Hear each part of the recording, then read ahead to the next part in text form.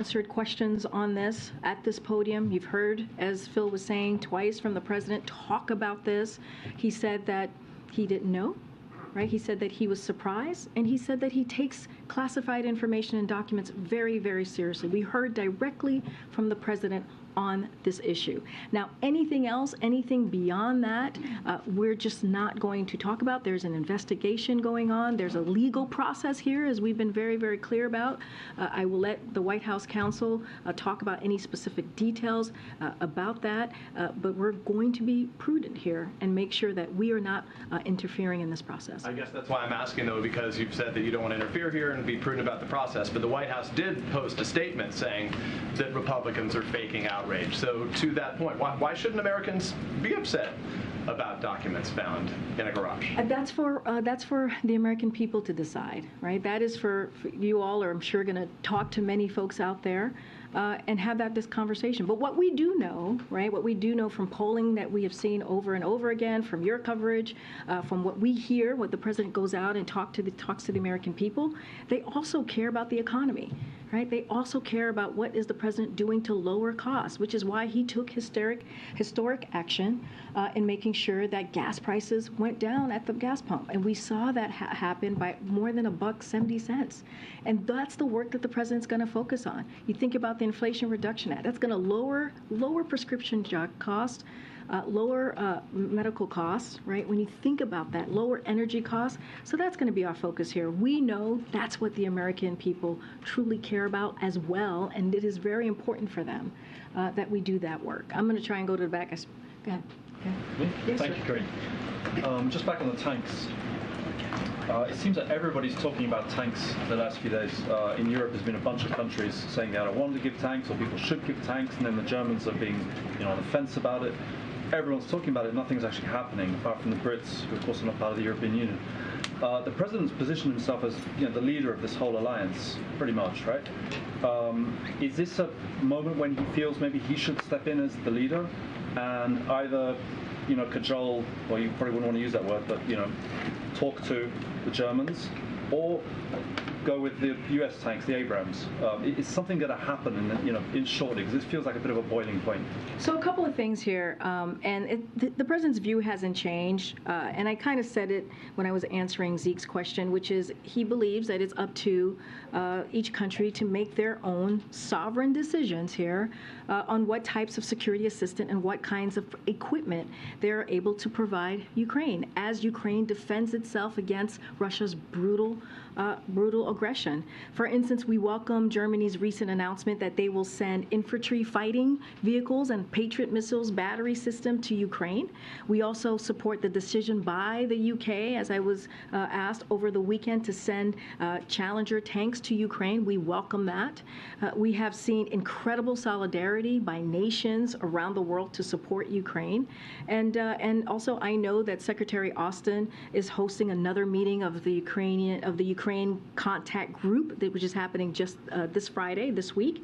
And we look forward to further discussions on how this broad coalition of allies and partners can continue to support Ukraine as Russia continues this brutal war and barbaric war against the Ukrainian people. But again, as I said at the top, it's up to each country to make their own decisions on this. No Abrams. Look, again, when it comes to these types of security assistance decision, it is up to each country to make that decision, and we leave it to them. Very quick one on documents, if you don't mind. Sure. Given these documents have shown up in very personal spaces, we all know that the president loves his Delaware home. It's an extremely personal space for him. Is he physically joining in the search of these things, rummaging around, these boxes in the garage and wherever else? I mean, literally. Are you listening to the question that you're asking me? It's a serious matter. I mean, where are these documents? It's a serious matter. Is he taking part in searching for his own documents? Look, I'm going to be very consistent here. I am going to be very clear here, as I have been for the past couple of days, almost a week now, dealing with this. We are going to, any specific questions that you have about this issue, I would refer you to my colleagues at the White House counsel's office who spent almost an hour taking these questions from all of you, many of your colleagues. I'm going to let you ask that question to the White House counsel's office. And anything else specific to this, I refer you to Department of Justice. I refer you to Special Counsel. Again. On Monday, in regards to police shootings, the president said, I think I did the only thing I can do. Is it the opinion of the White House that there will be no more progress on the issue of police reform going forward, that there's just nothing more to do? Look, the president has been very clear in asking Congress to take action. He has taken executive action. I'm sure you've covered a lot of the actions that he's taken the past 2 years, and he believes it's now in the hands of Congress to take action, and it is important to do just that. And I will leave it there. One more. Stephen Curry, up on a first-name basis now, apparently. I know, buddies. You guys are, but they don't even let me call them Stephen Curry. He mentioned the freeing of Brittany Griner, but does the White House have any comment on the detention of Siamak Namazi, who's in Iran and on hunger strike, and sent a letter to the president? So we received the letter, and our thoughts are with Namazi and his family. We remain committed to securing his freedom, and the U.S. government is continuing to work to bring him home, along with U.S. citizens who are wrongfully detained in Iran, including Imad Shagri and Morad Tabaz. Iran's use of wrongful detention as political leverage is outrageous. The U.S. will always stand for our citizens overseas. We've been very clear about that and committed. And you've seen the president take action, and you've heard the president say that directly. One of our highest priorities is bringing all of our wrongfully detained citizens home safely as soon as possible and resolving the cases of missing and abducted U.S. citizens. So this will continue to be a priority for the American people, for the president. Okay. Does the White House have any reaction to the arrest in New Mexico of a former Republican candidate for the state house there who was allegedly organizing men to shoot at the homes of 4 Democratic elected officials? Don't have a comment on that at this time. I heard the stories. I just need to check with the team to get the full rundown, but I don't have a comment at this time on that. Okay, Risha. Thanks, Karine. I want to follow up on Cecilia's question, and sorry if I missed it, but on Friday, did you or did you not know about the additional 5 I literally just answered that question. But I missed it, so is it yes or no? Well, I mean, you're not too far sitting next to her, so I was very clear. I provided the information that you all had at the time, and I confirmed. No, I did not know. I'm saying I had the information. I actually said this to Cecilia. I had the information that you all had at the time, right? And so this is why I also said to Cecilia, this is why we are trying to be very prudent here, and we're trying to be very consistent and say this is an ongoing legal process. And this is why I say we're just not going to comment from here. That is a perfect example in Cecilia's question, and I was very clear about that. When did you learn about the documents found at the Penn Center in November and in Wilmington in December? When your team was doing a story on it.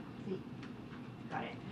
Because I was also asked a similar question about if our team has been engaged on this, and I've been very clear. This is something that the White House counsel is handling. This is something that is being handled by the president's lawyers, and been very clear. That's why this is why we are being prudent here. This is why we're being consistent with what we have done the last 2 years when it comes to DOJ, Department of Justice investigation.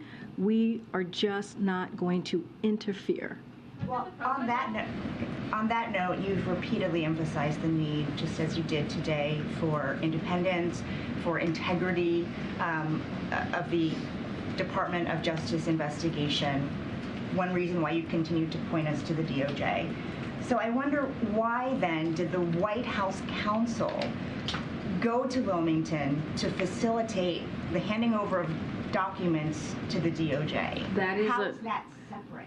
How is that separating the White House from the DOJ? And Weijia, I appreciate the questions. I know there's going to continue to be dozens more questions probably today, and I will say, reach out to the White House counsel's office. That's one of the reasons my colleague was on the phone with many of you taking questions today, and I'm just going to leave it there. That is something for them to answer. Okay, but it's related to something that you keep telling us, which is how much it is important to this White House to separate the White House from the DOJ's investigation. But the White House counsel was the one to go and facilitate the documents, to look for the documents.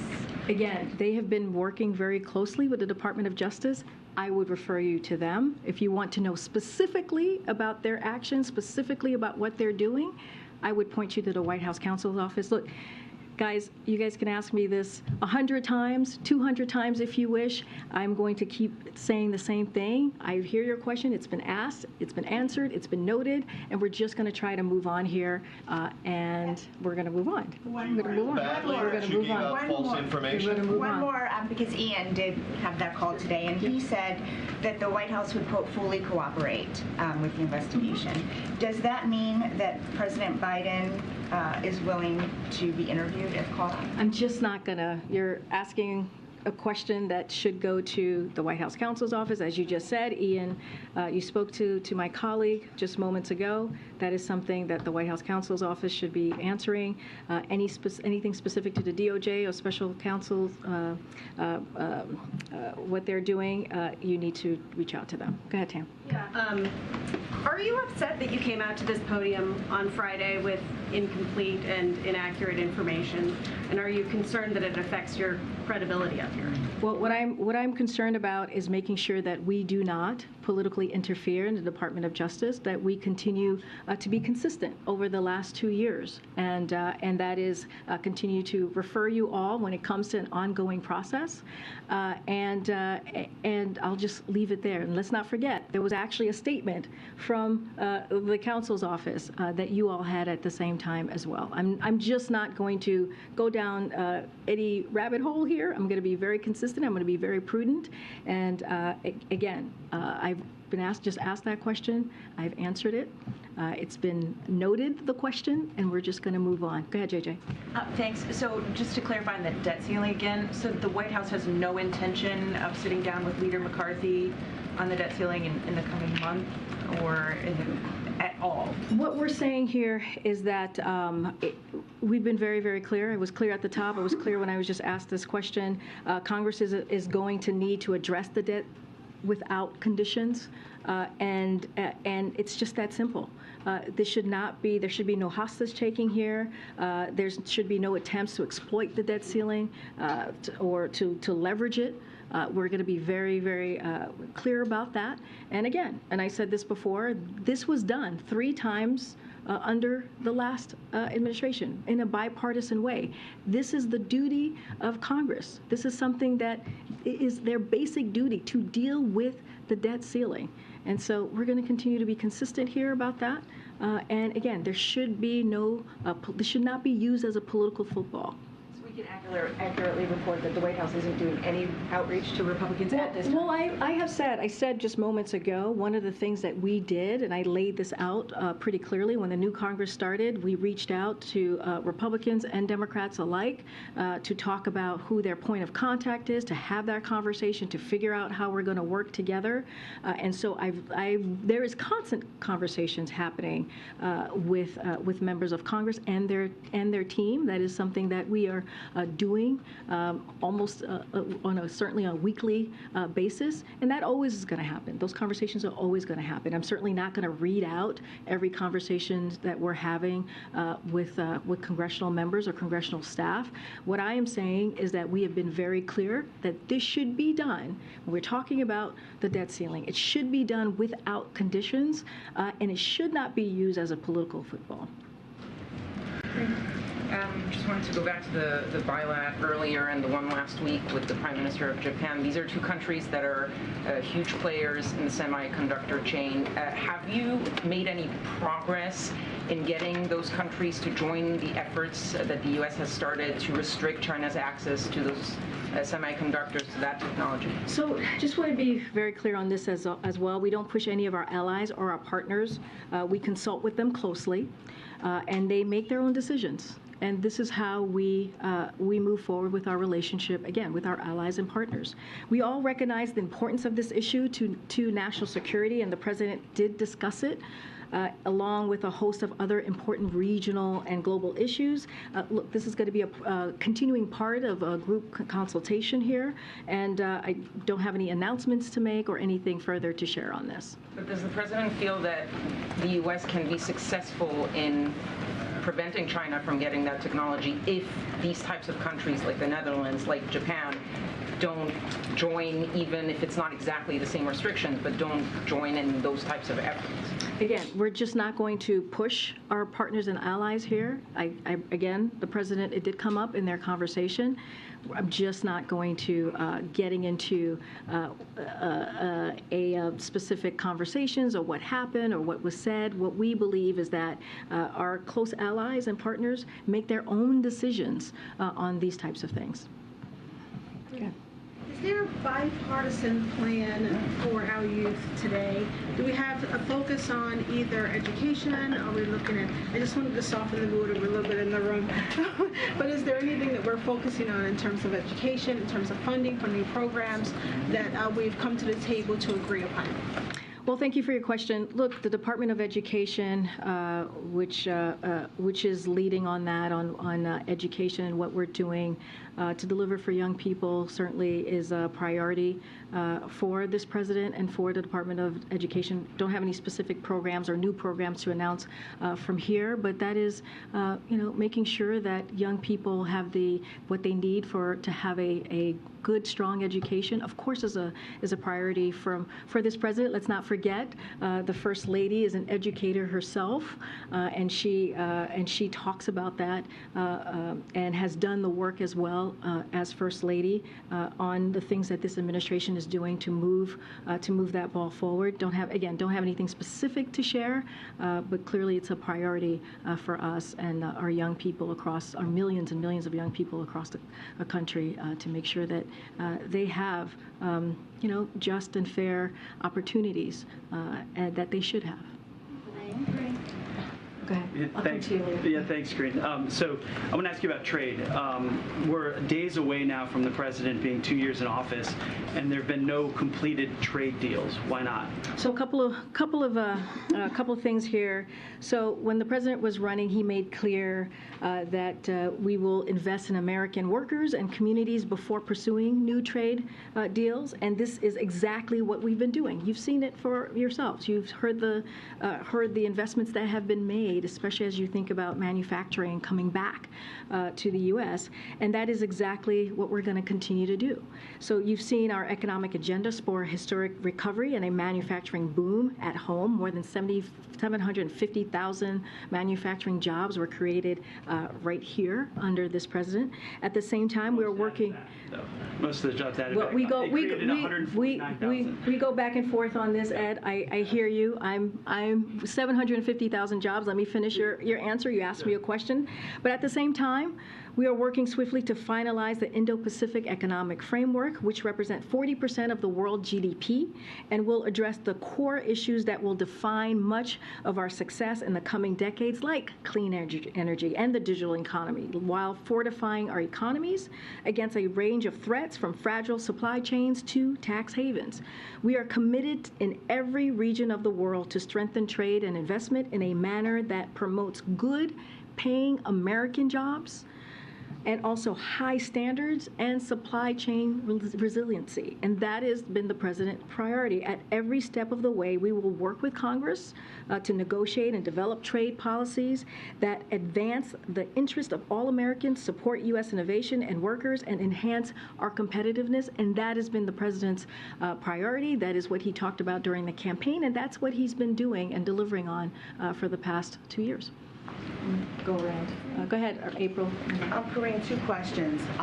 You just, from the podium, in an answer to one of the reporters, you said something about you don't want to politically interfere when it comes to this investigation on the documents. I asked you when we first heard about the documents, there is a political component and a legal component. But can you expound upon what you don't want to interfere on politically? Because many pundits, many lawyers, many politicians are saying that this is also an issue that could prohibit a lot of work in this 118th Congress, a lot of work for the American people in this moment. Could you expound on what you were talking about?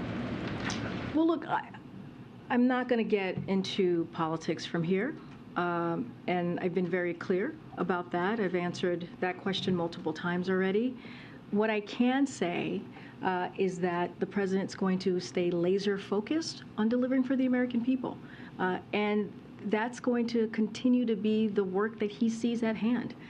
When it comes to the economy, when it comes to the bipartisan infrastructure legislation, when it comes to implementing the Inflation Reduction Act, which we announced a couple of items last week on how important it's going to be for Medicare to negotiate. That is something that is going to be critical for the American families, for American people across the country, being able to negotiate the price of drugs and cap it at $2,000 a year. That's going to make a difference in people's lives, right? Continuing to do the work that he has been doing to lower costs. And we've seen that. We've seen that the president's economic plan is indeed working. And so, look, that is not going to stop us. That is something we're going to continue to talk about. And you're seeing how the work that he's put in the last 2 years, his administration, the work that he's done with Congress in a bipartisan way in historic fashions is actually working. And so that's going to be our focus.